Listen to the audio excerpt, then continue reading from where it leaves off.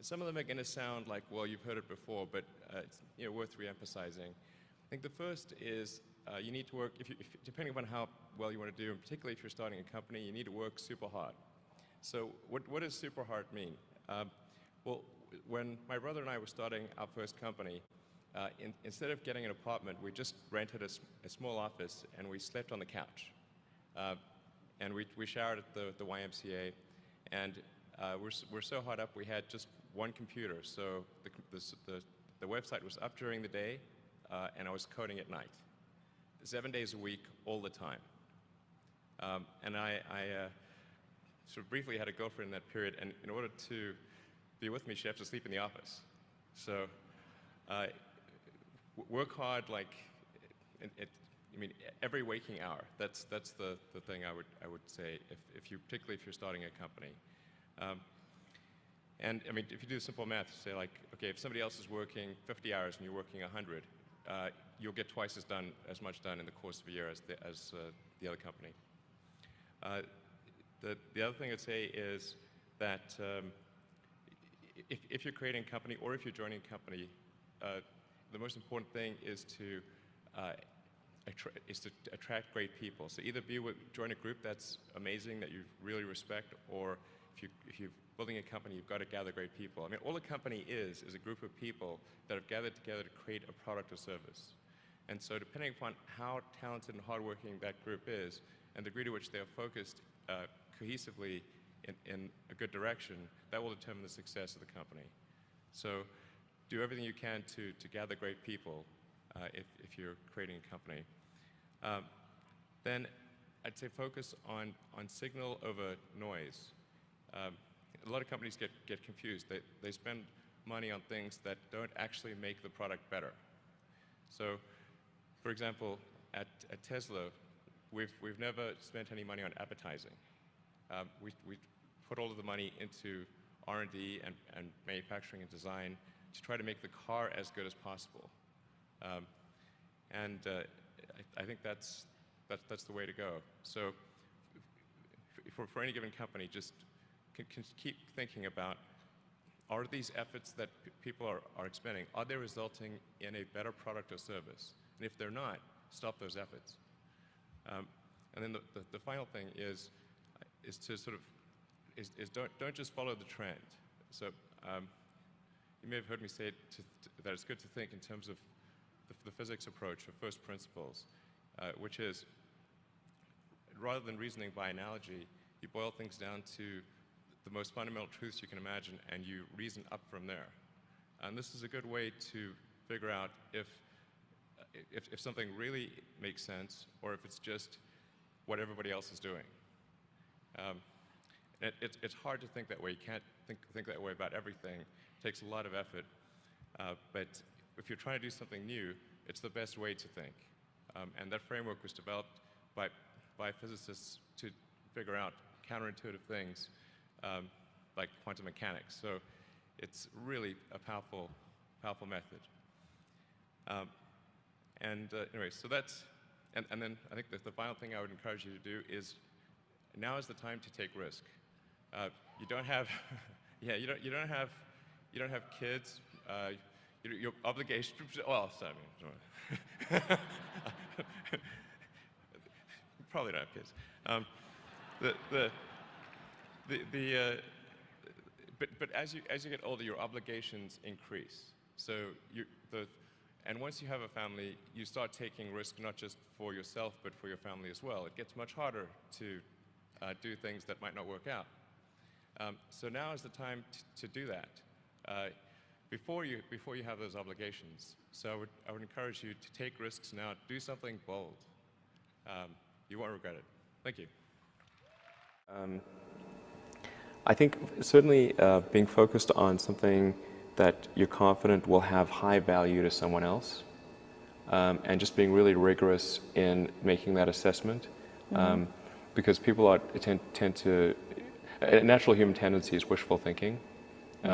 So a challenge for entrepreneurs is to say, well, what's the difference between really believing in your ideals and sticking to them versus pursuing some unrealistic dream that doesn't actually have merit? and that is a really difficult thing to tell. Can you tell the difference between those two things? Right. You know? So you need to be sort of very rigorous in your self-analysis. I think certainly extremely tenacious, and then just work like hell. I mean, you just have to put in, 80 to 100-hour weeks every week. Gosh. And That's then a lot of work. all those things improve the odds of success. Okay. I mean, if other people are putting in 40-hour work weeks and you're putting in 100-hour work weeks, then even if you're doing the same thing, you know that in 1 year you will achieve what they achieve. You will achieve in 4 months what it takes them a year to achieve. Okay. And then I think it's also important to reason from first principles rather than by analogy. So the normal way that we conduct our lives is we reason by analogy. We're doing this because it's like something else that was done, or it's like what other people are doing. Me Too type ideas. Yeah, Slight slight different take, iterations yeah. on a theme, and it's because it's kind of mentally easier to reason by analogy rather than from first principles. But by first principles is kind of a physics way of looking at the world, and what that really means is you kind of boil things down to the most fundamental truths, and say, okay, what are we sure is true, or as sure as possible is true, and then reason up from there. That takes a lot more mental energy. Give me an example of that. Like, what's one thing that you've done that on that you feel has worked for you? Sure. So somebody could say, in fact, people do, that battery packs are really expensive, and that's just the way they'll always be, because that's the way they've been in the past.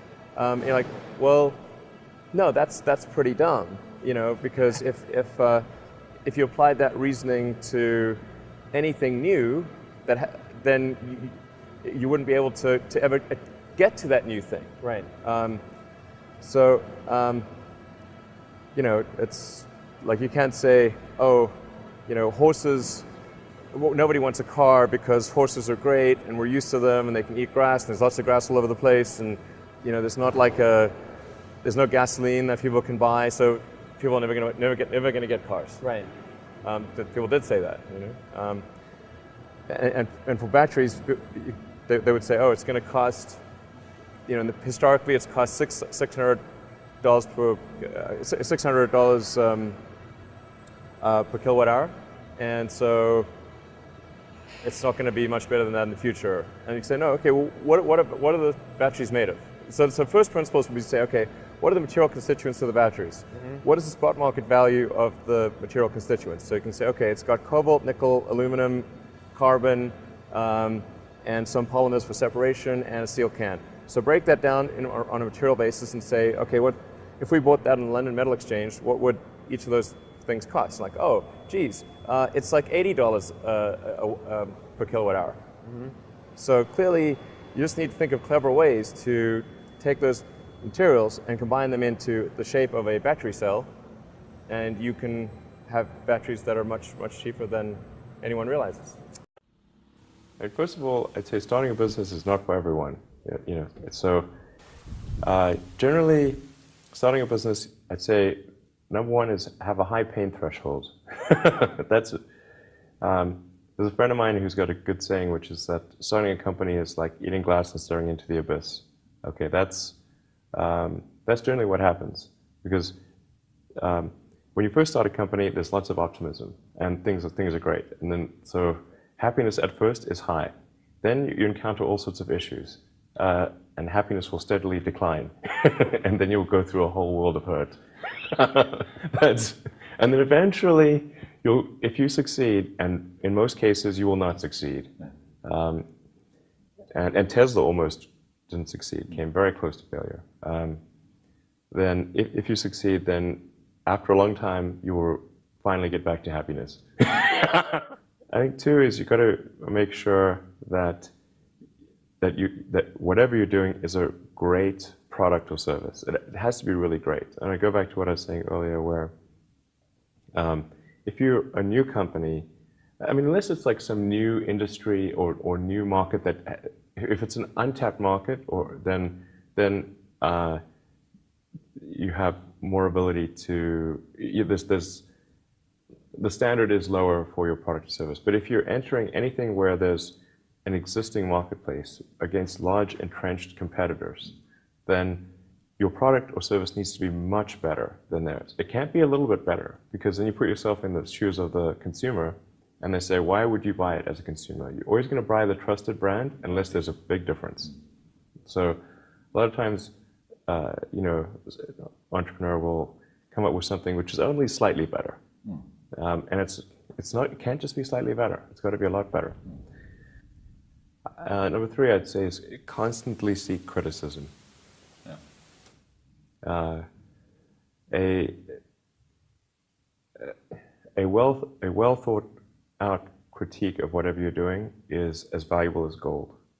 And you should seek that from everyone you can, but particularly your friends. Usually your friends know what's wrong, but they don't want to tell you because they don't want to hurt you. So lift you up, sort of your. Yeah. So they'll say, "Oh, I wouldn't encourage my friend, so I'm not going to tell him what I think is wrong with this product." Yeah. It doesn't mean your friends are right, but very often they are right, and you at least want to listen very carefully to what they say. And to everyone, if you're looking for, basically, you should take the approach that you're wrong. That you, the entrepreneur, are wrong. Your goal is to be less wrong. I think successful entrepreneurs probably come in all sizes, shapes, and flavors. I'm not sure there's any one particular thing. For me, some of the things I've described already, I think, are very important. I think really an obsessive nature with respect to the quality of the product is very important. So being obsessive compulsive is a good thing in this context. Really liking what you do, whatever area that you get into. Given that even if you're the best, there's always a chance of failure. So I think it's important that you really like whatever you're doing. If you don't like it, life is too short. I'd say and also if you like what you're doing, you think about it even when you're not working. I mean, it's something that your mind is drawn to, and if you don't like it, you just really can't make it work, I think.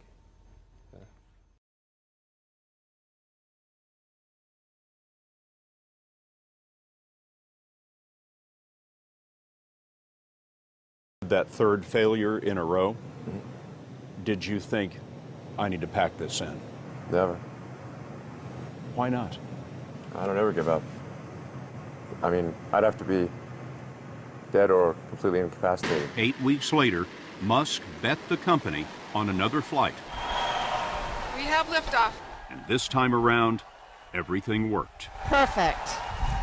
If that fourth launch hadn't worked, that would have been it. We would have not had the resources to mount a fifth.